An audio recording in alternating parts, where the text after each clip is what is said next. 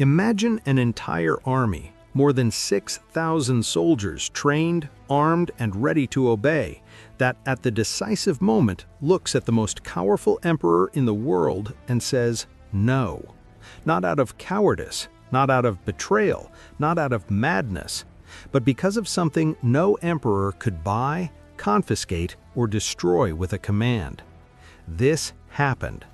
In 286 AD, in a forgotten valley in the Alps, an entire legion defied Rome, and Rome responded in the only way it knew how, with blood. The story you are about to hear is one of the most disturbing and least told in the entire Roman Empire. Not because it is too obscure, but because it stirs something uncomfortable inside everyone who hears it. The silent question it plants in your mind and refuses to leave. How far would you obey? This legion was made up of real soldiers, with families, with stories, with everything to lose.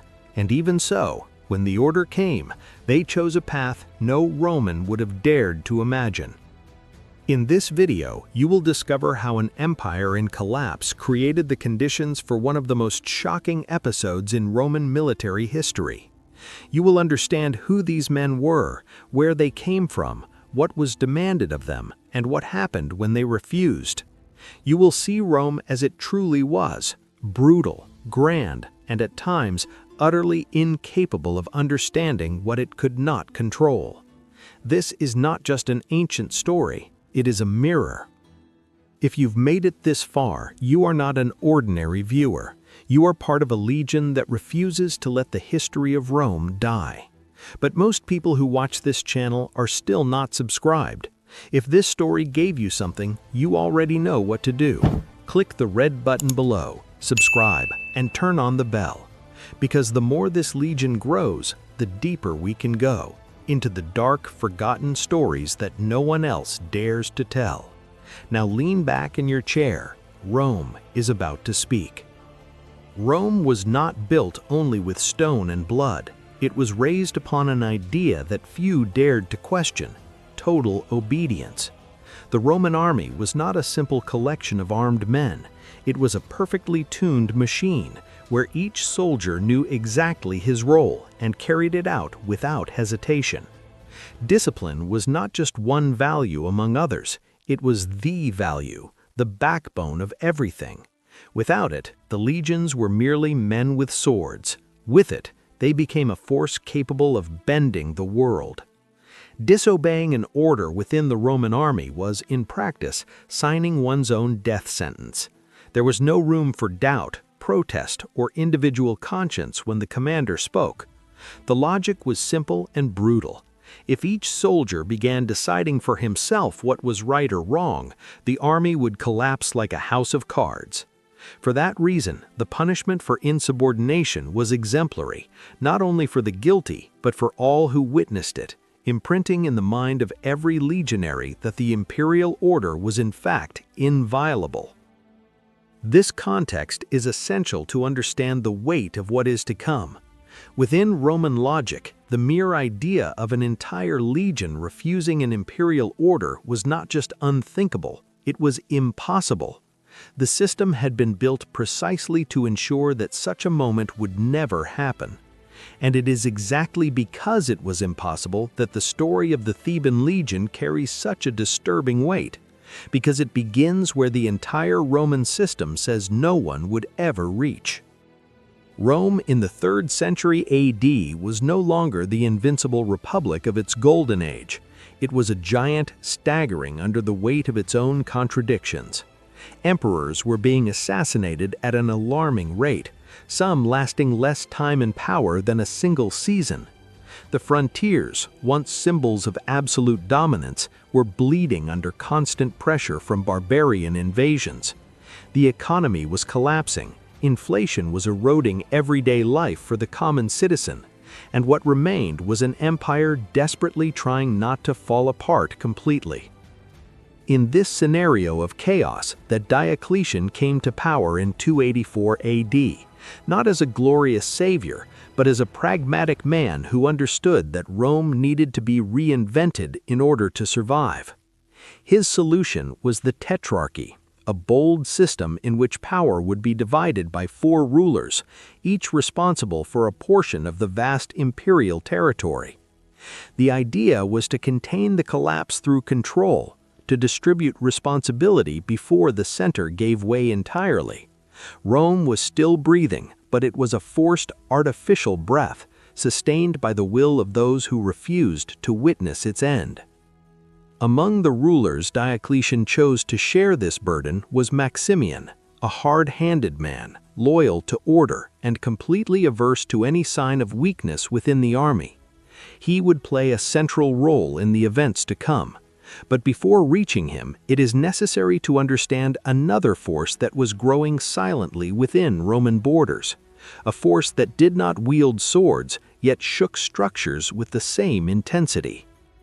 Rome was above all a civilization of symbols, and the most powerful of them was the imperial cult. Worshipping the Roman gods was not merely a religious act, it was a political act, a public declaration of loyalty to the state. The entire Roman social structure depended on this symbolic unity. The gods protected Rome, Rome protected the people, and the people, in return, honored the gods. It was a silent pact that had worked for centuries, until a new faith began to challenge the foundations of this agreement. Christianity was growing at a pace that deeply troubled Roman authorities.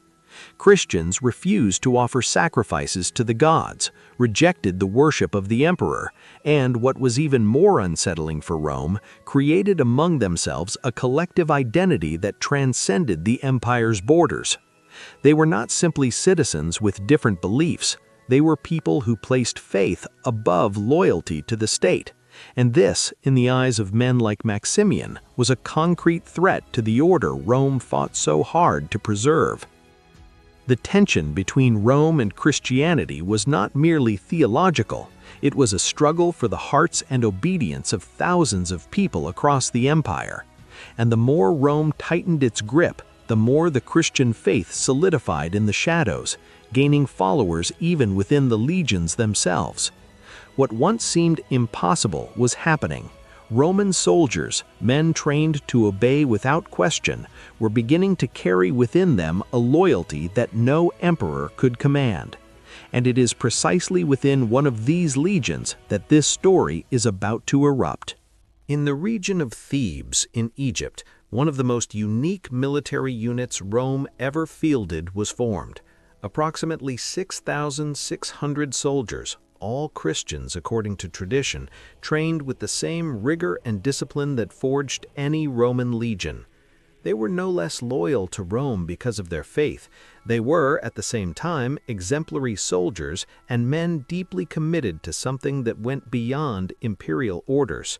This combination, rare and explosive, was a living contradiction within the Roman system. At the head of this legion was Maurice, the commander, a man of firm presence, respected both by his troops and by Roman authorities. At his side was Exuperius, as second-in-command, and Candidus as the standard-bearer, responsible for carrying the symbol that guided the soldiers in battle. These 3 men were not only military leaders, they were also, for their soldiers, references of faith and character. The Theban legion did not march only for Rome, it marched for something that to them was far greater than any empire. What made this legion truly unique was not only the faith of its members, but the way that faith coexisted, until then, with Roman military discipline. They followed orders, defended frontiers, and served the empire with genuine dedication. No one, up to that moment, had any reason to doubt their loyalty. But Rome was about to demand from them something no faith could accept, and the long march ahead would lead this legion toward a fate that history would never forget. In 286 AD, Maximian summoned the Theban legion for a mission in the heart of the empire to suppress revolts threatening the stability of Gaul. The order was direct, and the legion obeyed as it always had. It organized its ranks, raised its standards, and began one of the longest and most exhausting marches a Roman soldier could face. From Egypt to the Alpine regions, crossing scorching deserts, traversing the sea, and climbing imposing mountains, every step was a test of these men's physical and mental endurance. The journey to the valley of Agaunum, in the region that today corresponds to Switzerland, was not only geographically challenging, it was psychologically draining. Weeks of marching, far from home, carrying heavy equipment across terrain that pushed the limits of the human body. And yet the Theban legion arrived at its destination with its discipline intact, its ranks organized, and its morale high. Nothing, up to that moment, suggested that this mission would be any different from the others they had carried out in service of Rome. The Valley of Agaunum received those 6,600 soldiers like any other stop in a long military campaign, with the austere and silent routine of a Roman camp. The tents were set up, the sentries positioned, and the legion awaited further orders with the calm of those who had already crossed the world on foot. But what Maximian was about to demand from that force was anything but routine. And when the order came, it fell upon the legion like a sentence. Maximian's order arrived with the coldness characteristic of imperial power. Before the battle, the legion was to perform sacrifices to the Roman gods and then actively participate in the violent repression of the Christians in the region. For any other Roman legion, it would have been just another instruction to carry out without reflection. But for the men of the Theban legion, those words created a heavy silence in the camp, the kind of silence that precedes decisions that change the course of history. On one side, the absolute authority of the emperor. On the other, a faith they carried as part of their very identity. Maurice gathered his men, and what happened there was something unprecedented within the Roman military structure. The legion, collectively and consciously, refused the order. There was no flight, no desertion, no attempt to negotiate an honorable way out. There was a direct, clear, and reasoned refusal. Maurice informed Maximian that his soldiers were willing to fight for Rome, defend its frontiers, and serve the empire with genuine dedication. No one, up to that moment, had any reason to doubt their loyalty. But Rome was about to demand from them something no faith could accept, and the long march ahead would lead this legion toward a fate that history would never forget. Maximian did not hesitate. The response to the Theban legion's refusal was decimation, one of the most brutal and psychologically devastating punishments known in the Roman army. For every 10 soldiers, one was selected and executed by his own comrades in the ranks, not by an anonymous executioner, not by an enemy in battle, but by the hands of their own brothers in arms. It was a punishment designed to destroy not only the body, but the collective spirit of the unit, forcing each survivor to carry the burden of having taken the life of someone beside him. In the first round, around 660 men were killed. The Valley of Agaunum, which had hours earlier been just a stopping point in a military campaign, was turning into a place of execution. Maximian expected that the horror of that spectacle would be enough to break those who remained, that instinct for survival would outweigh any faith. A second decimation was ordered, claiming hundreds more lives. And even so, the survivors of the Theban legion stood firm, unmoved, not retreating a single step from their decision. Faced with a resistance that defied all logic of imperial power, Maximian ordered total extermination. All 6,600 soldiers of the Theban legion were massacred in the Valley of Agaunum, without battle, without military glory, only the heavy silence of men who chose to die standing rather than live on their knees. The valley that had received them on their march was the same that buried them in silence. And that silence, contrary to what Maximian expected, did not erase the memory of the legion. It made it eternal. The massacre in the Valley of Agaunum did not end the story of the Theban legion. In fact, it became the starting point of something much greater. The account of those soldiers who chose death rather than betray their faith spread throughout the empire with a force no imperial decree could contain. Maurice, Exuperius, and Cowardice were canonized by the Church, and the site of the massacre became one of the first great centers of Christian pilgrimage in the West. The blood shed in Agaunum nourished a memory that would endure through the centuries. In 313 AD, less than 3 decades after the massacre, Emperor Constantine issued the Edict of Milan, legalizing Christianity throughout the Roman Empire. The faith that Maximian tried to extinguish with 6,600 deaths became, ironically, the official religion of the very state that had persecuted it. The story of the Theban legion became a powerful symbol of this turning point, proof that there were men willing to pay the highest price before victory arrived. But history, as always, carries its own shadows and uncertainties. The main account of the Theban legion comes from Eucharius of Lyon, written more than 150 years after the events, which raises legitimate questions among historians. The numbers may have been exaggerated, details possibly shaped by religious tradition over time, and the line between historical fact and legendary construction remains thin.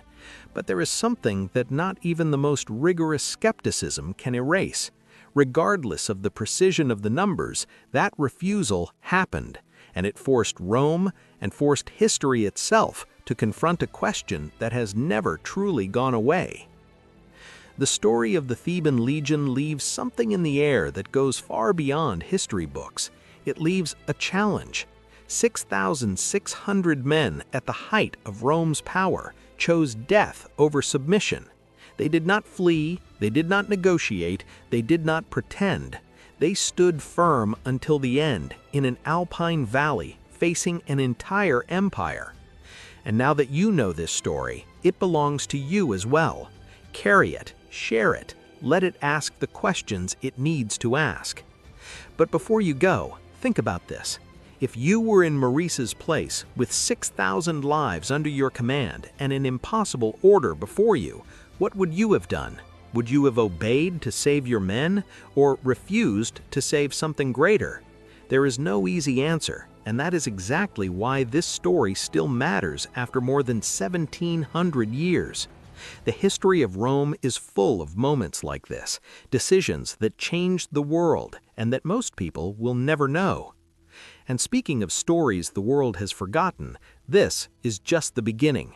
This channel exists to dive deep into the darkest, most surprising, and most human episodes of the entire Roman Empire.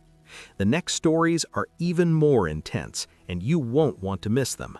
Subscribe to the channel, turn on the bell, and become part of this legion, because Rome still has much to say, and we still have much to tell.